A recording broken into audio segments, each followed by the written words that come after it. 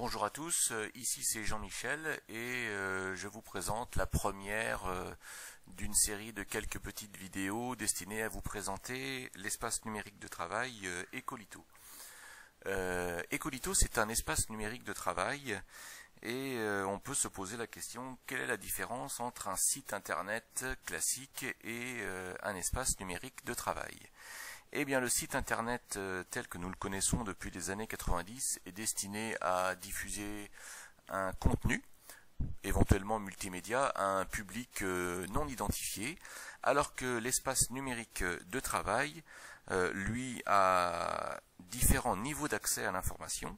Il y a certes la possibilité d'adresser un contenu à un public non identifié, mais la nouveauté de l'espace numérique de travail, c'est ce que vous voyez ici en haut et à droite d'Ecolito, c'est la possibilité de se connecter au site en utilisant un identifiant et un mot de passe. Une fois que le système nous a reconnus grâce à notre identifiant et notre mot de passe, il nous reconnaît en tant que personne, mais il nous reconnaît également comme membre de différents groupes de travail ou classes. Alors, si nous regardons un peu ici, par exemple, le site de cette école, eh bien, nous avons ici la possibilité d'accéder aux blogs qui sont publics. Vous voyez ici le journal, on va dire le cahier de vie d'une classe de petite section, tel qu'on pourrait l'avoir dans un cahier. Ça comprend du texte et des images. Donc là ici, c'est comme un site internet classique, c'est un accès tout public. Je vais maintenant me connecter en utilisant mon identifiant et mon mot de passe.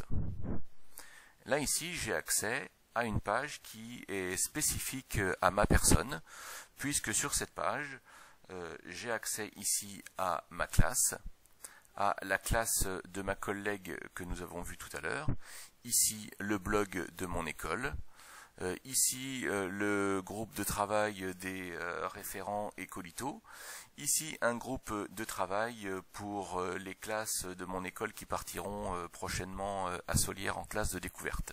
Et puis ici un autre groupe de travail pour les classes de cycle 3 de mon école.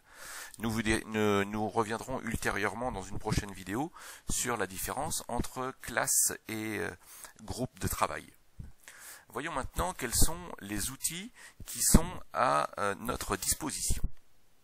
Si je prends le premier cadre ici en bleu, qui est un espace classe, nous avons un certain nombre d'outils à notre disposition. Ces outils sont collectifs, ils sont accessibles à moi qui suis enseignant, évidemment, au chef d'établissement, et également à chacun de mes élèves. D'abord, le blog. Le blog, c'est ce qui est rédigé par la classe, les élèves, les enseignants, et qui est en accès public. Alors, pour ma classe, l'accès est public, mais on peut très bien en faire un accès privé en autorisant l'accès à ces pages que sur inscription et identification préalable. Nous avons également la possibilité d'avoir ici accès à un agenda. Donc cet agenda est collectif et reçoit, on va dire, les événements destinés à la classe. Ensuite, nous avons le cahier de texte qui peut être utilisé dans le cadre, on va dire, des choses dont on a beaucoup parlé, cartable électronique. Voilà, le cahier de texte, hein, c'est uniquement un petit outil avec un calendrier pour donner aux élèves le travail qui est à faire. Ensuite, nous avons un classeur. Le classeur, c'est un endroit dans lequel on dépose des documents. Par exemple, ici, dans le classeur de ma classe, il y a des liens et aussi, il y a des fichiers auxquels les élèves peuvent se référer. Par exemple, ici, nous avons toutes les traces écrites dont les élèves peuvent avoir besoin, et s'il leur manque une fiche, ils peuvent la retrouver ici, dans ce classeur. Et puis, enfin, le dernier outil, qui est ici accessible uniquement à moi qui suis l'enseignant de la classe, c'est la partie quiz. Ici, j'ai la possibilité de créer des quiz. Mes élèves, évidemment, avec cette option, ils n'ont la possibilité que d'y répondre. Voilà, ici, ce sont les outils qui sont destinés à ma classe, c'est-à-dire à moi-même et à mes élèves. En haut, oui, tout à fait en haut à droite, dans la barre des outils marron, nous avons accès à un certain nombre d'outils, mais qui sont cette fois-ci personnels. Ainsi, nous avons ici la possibilité d'avoir accès à un agenda. Cet agenda est personnel et personne d'autre que moi ne peut y accéder.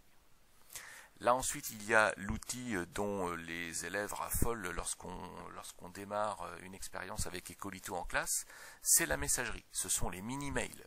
Nous reviendrons ultérieurement sur le fonctionnement des mini-mails. Ici, nous avons le carnet d'adresse, l'annuaire. Nous avons, de la même manière que dans la classe tout à l'heure, nous avons un classeur où nous pouvons déposer des documents. Et puis ensuite des ressources numériques qui ont été validées préalablement pour être diffusées dans Ecolito. Voilà, donc ici faisons bien la différence entre ces outils qui sont personnels et ici les outils qui sont collectifs et qui sont réservés à la classe. Voilà, c'était la première présentation, on va dire une présentation rapide des outils qui sont disponibles dans Ecolito, et nous allons dans la prochaine vidéo entrer dans le détail de chacun de ces outils.